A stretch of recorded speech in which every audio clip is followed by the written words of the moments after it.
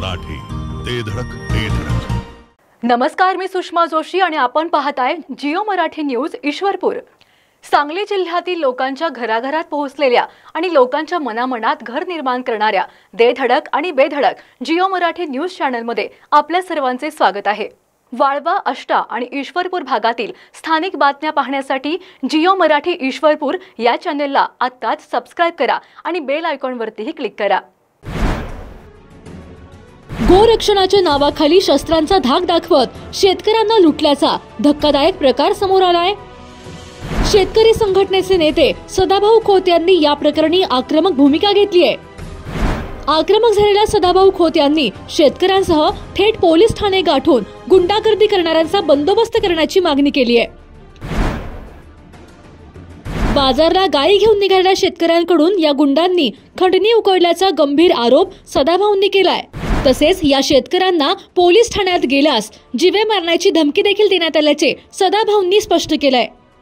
काही क्रिमिनल गुंडागर्दी करणाऱ्या मुंड लोकांनी शेतकऱ्यांच्या गायी बाजारावर विक्रीला चालल्या असताना हत्याराचा धाक दाखवून त्यांच्याकडून आर्थिक मागणी करून पैसे उकळलं. काही शेतकऱ्यांनी ऑनलाईन पेमेंट या गुंडांच्या खात्यावरती जमा केलेले आहेत आणि काहीच रोखीनं शेतकऱ्याकडून पैसे त्या ठिकाणी घेतले गेलेले आहेत.